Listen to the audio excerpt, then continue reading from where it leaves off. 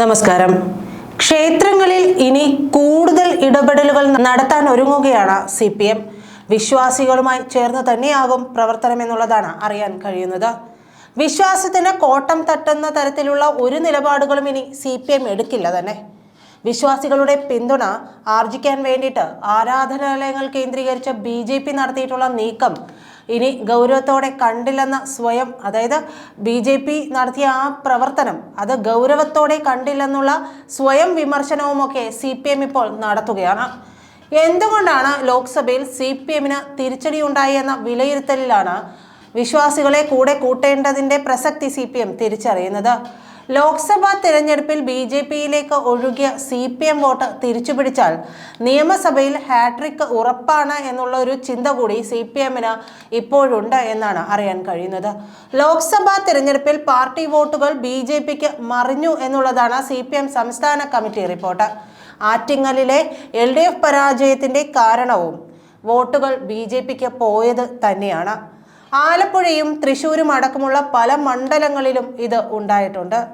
ആറ്റിങ്ങലിൽ UDF വിജയിച്ചത് LDF vote BJPക്ക് ചോർന്നത് കൊണ്ടാണെന്നതാണ് നിഗമനം.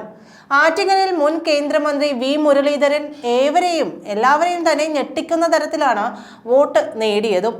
3 ലക്ഷത്തിലധികം വോട്ട് മുരളീധരൻ അവിടെ നേടി. മലപ്പുറം, പൊന്നാനി, ചാലക്കുടി, പത്തനംതിട്ട ഒഴിച്ചുള്ള 16 ലോക്സഭാ മണ്ഡലങ്ങളിലും BJPയുടെ വോട്ട് വർദ്ധിക്കുകയും ചെയ്തു.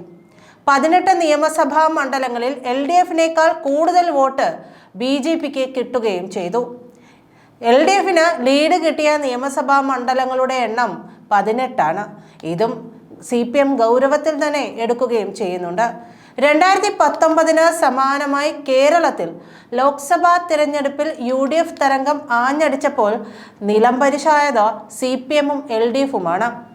ചരിത്രത്തിൽ ആദ്യമായി പാർട്ടി ചിഹ്നത്തിൽ ഒരു സ്ഥാനാർത്ഥിയെ ലോക്സഭയിലേക്ക് വിജയിപ്പിക്കാൻ BJPക്ക് ആവുകയും ചെയ്തു.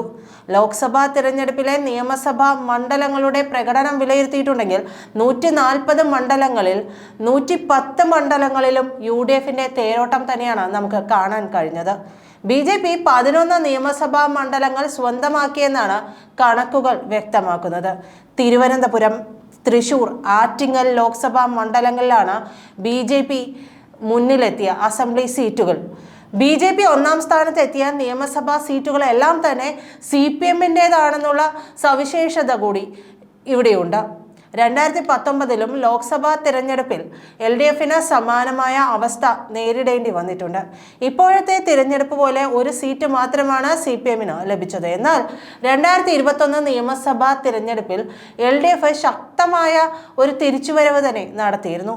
BJP സ്വന്തമാക്കിയിട്ടുള്ള മണ്ഡലങ്ങൾ ഏതൊക്കെയാണ്? ആറ്റിങ്ങൽ മണ്ഡലത്തിലെ ആറ്റിങ്ങൽ, കാട്ടാക്കട, തിരുവനന്തപുരം മണ്ഡലത്തിലെ വട്ടിയൂർക്കാവ്, നേമം, കഴക്കൂട്ടം, തൃശ്ശൂർ മണ്ഡലത്തിലെ മണലൂർ, ഒല്ലൂർ, തൃശ്ശൂർ, നാട്ടിക, പുതുക്കാട്, ഇരിങ്ങാലക്കുട.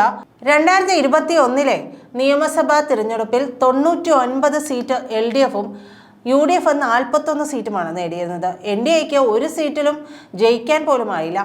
2019 ലോക്സഭാ തിരഞ്ഞെടുപ്പിലെ കനത്ത പരാജയത്തിന് ശേഷമായിരുന്നു 2021 LDF വലിയ രീതിയിൽ തന്നെ ഈ തിരിച്ചുവരവ് നടത്തിയത്.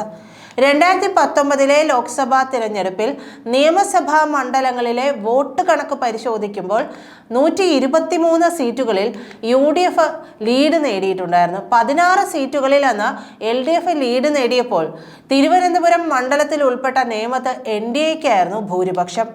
11 നിയമസഭാ സീറ്റുകളിൽ BJP 1-ാം സ്ഥാനത്തെത്തിയതിന് പുറമെ തിരുവനന്തപുരം, കോവളം, നെയ്യാറ്റിൻകര, ഹരിപ്പാട്, കായംകുളം, പാലക്കാട്, മഞ്ചേശ്വരം, കാസർഗോഡ് എന്നീ 8 മണ്ഡലങ്ങളിൽ 2-ാം സ്ഥാനത്തും എത്തി.